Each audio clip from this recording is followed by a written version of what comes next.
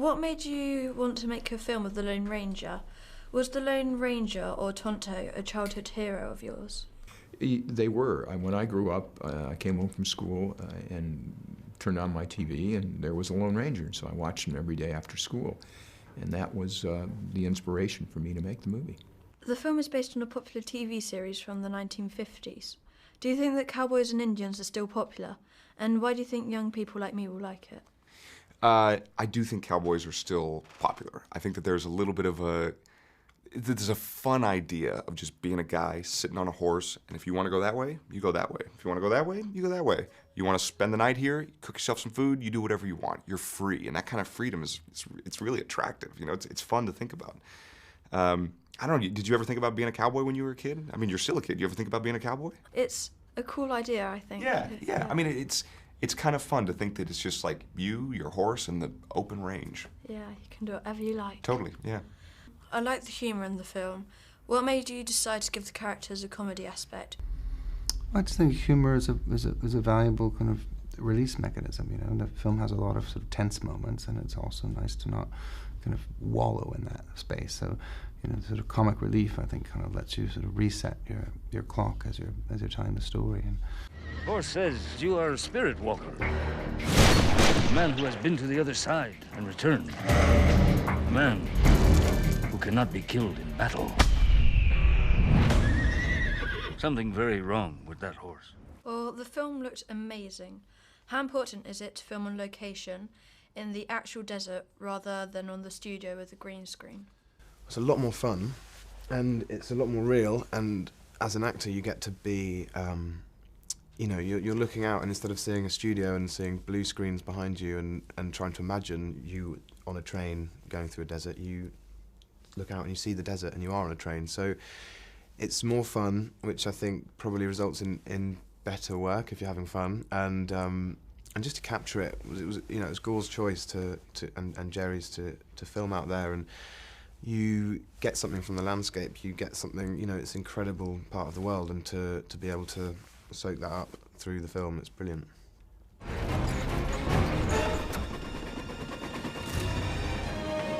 That's the end of the line. We jump. What about the passengers? They jump. There are children on board.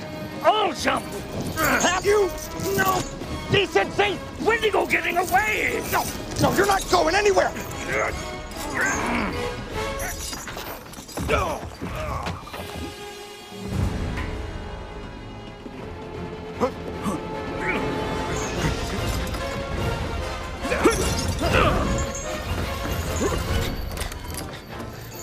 Going somewhere?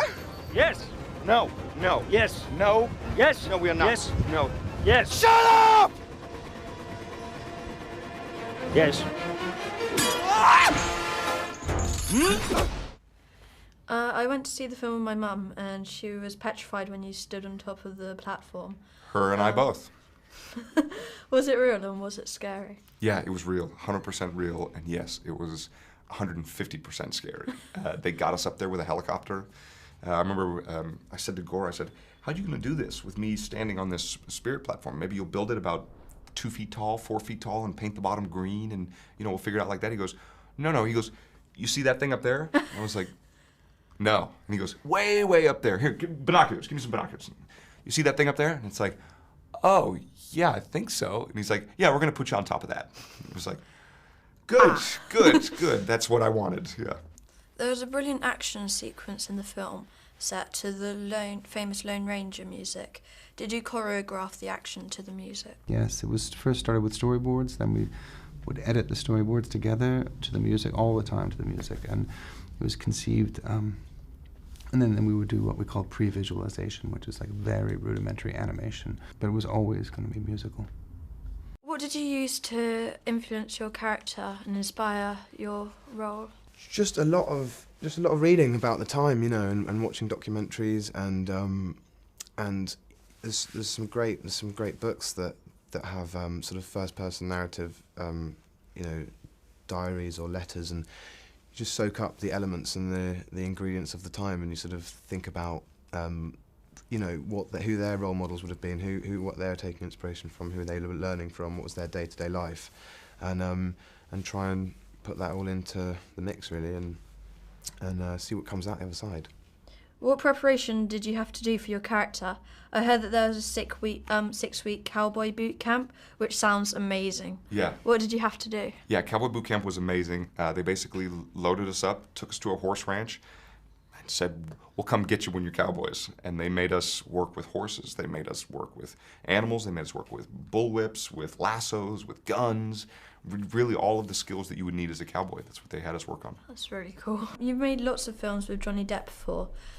He has really imaginative characters.